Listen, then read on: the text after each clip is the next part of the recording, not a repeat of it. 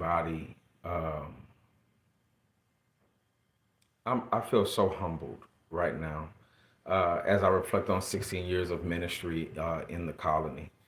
I believe God has done so much. Actually, this is the end of the day. Um, and as I sit here end of the day, I'm reflecting on how good God has been, not only to me personally, but how good God has been to the church. And so, I mean, we had a wonderful time on this weekend, and God has just done so many wonderful things. Um, and I just had a few reflections. Matter of fact, I just want to share three reflections with you that I have on this week. Number one, um, sometimes when you're walking with God, you don't know how it's going to end. You don't know how everything is going to turn out. Um, Sometimes God will show you the destination, but He will not show you the journey. And if you could see the journey, you probably wouldn't. You probably wouldn't start. Um, I remember 16 years ago, I didn't know that a simple Bible study would open up a ministry. I was just having a Bible study. I thought I was just sharing Christ. I never thought that this was going to be the beginning of something or a major life change. And so the first reflection that I want to have is don't don't be so hesitant of starting just because you don't know all the details. Sometimes you won't know all the details. Sometimes you don't know how everything is going to pan out. Sometimes you don't know um, where the money is going to come from or the resources. You don't know if anybody's going to support it. You don't know if people will even like it. You don't even know if it's going to be successful. The only thing that you know is that you got to start because that's what God is calling you to do. The second reflection that I want to share, just looking over these past 16 years, is it's going to cost you to walk with God. It's going to cost you, and you don't know what it's going to cost you. You don't know the things that you may lose, uh, but there are some things that you're going to gain. But it comes with a cost. It may cost you your youth to walk with God. It may cost you friendships. It may cost you relationships. Sometimes when you walk with God, sometimes people don't. There are some people who don't like me and they've never met me. They've only seen me in the capacity of ministry.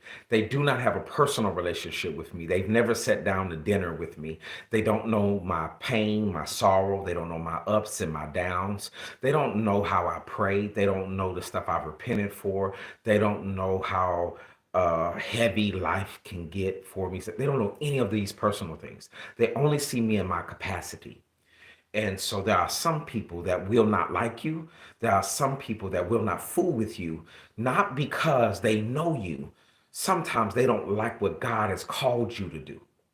And they don't like how you're operating in the thing that God has called you to do. Sometimes it's going to cost you. Sometimes it's going to cost you to walk with God. Sometimes it's going to cost you to pursue what God has for you.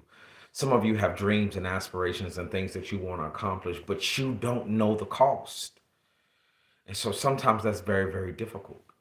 Um, and sometimes, um, if you're not careful, the things that you lose, they will change you, they will shape you.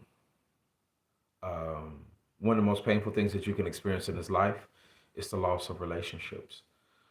In the context of church, in my reflection, nobody belongs to a church address. Everybody belongs to Christ. Nobody belongs to an address. One of the things that I found out very early on is you never be dedicated to an address, only be dedicated to Christ. Well, if that's true, then sometimes when Christ is moving in somebody else's life, you gotta let them walk away. You gotta watch them leave. And so sometimes when you reflect back over your life and you can look back over 5 years ago, some of y'all are around people that you didn't even know just 5 years ago, and God has planted you in a completely new environment, doing completely different things. Don't be afraid of losing. Sometimes you got to lose your pride. Sometimes you have to lose your arrogance. Sometimes you have a will and a desire, and that will and desire is not of God. And so you have to let that go. Um, Sometimes you have to lose what you think is success. For a minister, most ministers think success is how many people you can collect. Um, but actually, I knew a preacher in Las Vegas who said that his job was to send people home because there were so many men and young ladies that would leave their home and come to Las Vegas to hit it big, and they got caught up in sex and drugs, and they, got exposed to things they should have never been exposed to, and then darkness came over them. He says we would normally find them in dark places, feed them, build them up to send them back home. What if your ministry is not to collect people? And I speak this to some preachers or some who are involved in ministry.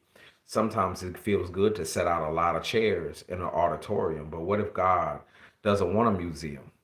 What if God wants you to share and get the word out, and send people out and not collect them? Sometimes we try to hold on to friends that we've had for 20 years, but sometimes things come to an end. Sometimes, just like in my reflection, sometimes you have to lose in order to grow. Sometimes you have to lose people in order to grow. Sometimes you have to have things taken away from you so that you can learn how to worship. The way I worship God now in year 16 is not how it was in year 1, and I thought I was a good worshiper. But the things that God will take you through and the things that God will remove from you, sometimes God will give you things just to take them because it's to shape you. And your heart will break and you will cry because you think you really need those people, or you think you really need those things. Are you saying, God, how can I do ministry if I don't have X, Y, and Z? Most churches that I know with, they struggle with a budget. They struggle with finances because you got to pay this and take care of this and pay and do all of these types of things just to be able to grow the ministry. Sometimes God will take certain things away from you and say, still serve me. I still want you to serve me. I still want you to honor me. I still want you to um, exalt me, even though I've just removed some things from you. So that's kind of my second reflection. And my third reflection is just for the church as a whole. Um, I've been at North Colony for 16 years, but I'm a third generation preacher, and so and I think I'm a third, fourth church planner. So my great grandmother was a church planner. My grandfather was a church planner. My father is a church planner, and I'm a church planner. And there's things that I've seen just in communicating and seeing the Church of Christ as a whole. One of the things that I prayed just in this reflection, just looking over the years, when I first got into ministry, um,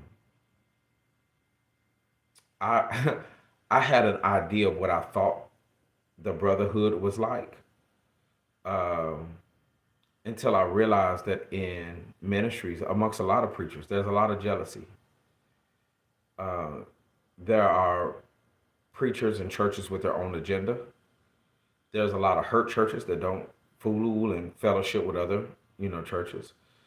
And one of the things that I reflect in the brotherhood now is there's a lot of false doctrine. There's a lot of false teaching. There's a lot of churches that say we want to do whatever we want to do and worship however we want to worship and operate the way we want to operate. And as I reflect on how far God has brought us, you have to be okay with not being popular. But at the end of the day, the gospel reigns supreme. You can't compromise on the gospel. You can't change the gospel. I don't care what the brotherhood is doing in this season. I don't care what churches are doing. I don't care how they're trying to alter and change. Like, you gotta stand. If there was ever a time for the church to stand, we have to stand right now. One of the things that I believe God is doing, God is watching to see who stands.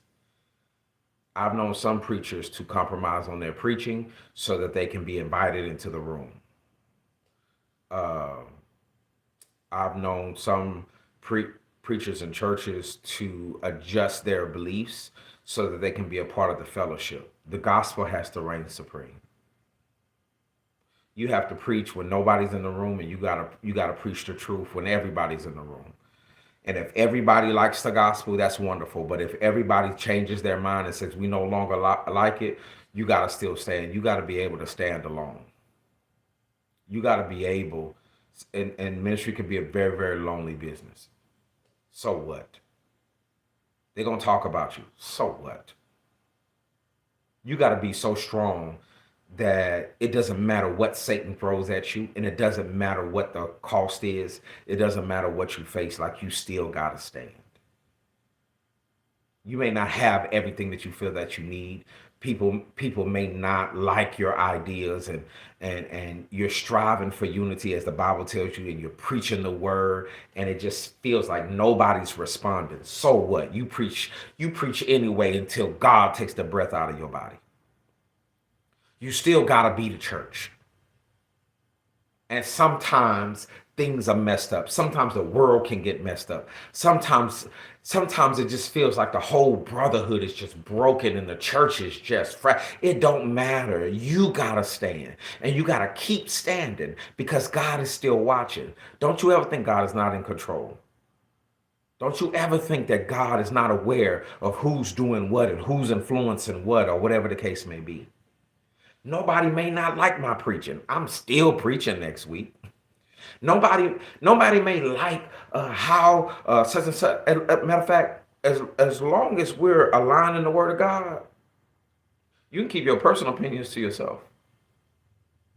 The one thing I'm very, very sensitive of is what we're doing in alignment with the will of God. If that is, then everything else that you gotta say is your personal feelings and your personal agenda. It saddens my heart when I look at the state of our fellowship. The gospel is as strong as ever. The church is strong as ever. Our fellowship is what's wounded, because we have people with different agendas. And I know every year in every state there's church homecomings and anniversaries and this and all these celebrations. But one thing that we really need to get back is, hey, are we really preaching the truth? I want to commit myself. Lord, help me get more in my word. And Lord, help me to do what you've called me to do. And I just want to preach. One day, God going to call my name. I ain't going to be here no more. And I pray the work I've done, I pray it speak for me. There's a lot of pain in the church. There's a lot of pain in the brotherhood. There are a lot of people who are disenchanted. There are a lot of people who feel helpless. You got to shake that mess off. We got to get up and preach this word. We got to declare the truth. We got to rebuke people who not striving. I don't care what sins you have, but man, you got to just get up every day and just strive to get back to Jesus. We got work to do. I'm humbled because I never thought I would be in the ministry. I never thought I'd be a minister.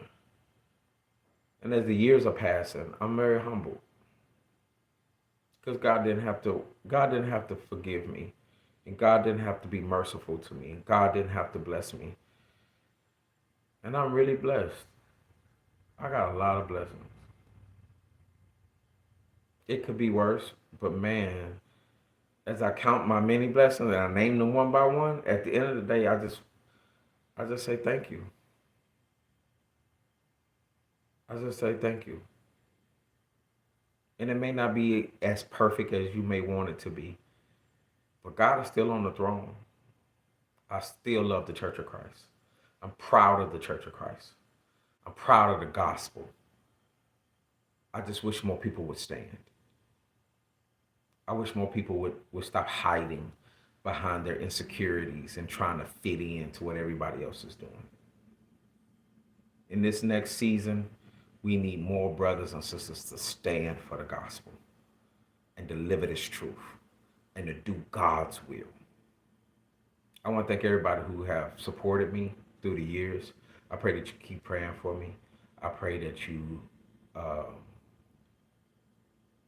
continue to pray um, for the furtherance of the gospel, that lives can be changed. God has been really, really good to me. God has been really good to the church. I also want to say this. I'm very proud of the church. I'm proud of all the man. We got some workers at North Colony. I mean, I got this church has some people that work behind the scenes. We have people here 2, 3 o'clock in the morning. I don't know if you've seen some of the decor and some of the work. I mean, I'm just proud of how far we've come and all of those who work behind the scenes, and all of our members who who are there virtually. So all of our virtual members, those of you who support this ministry, please keep doing so. I love y'all. I thank you, and I just pray that you will help us in the future as we heal, help, and restore. Be blessed.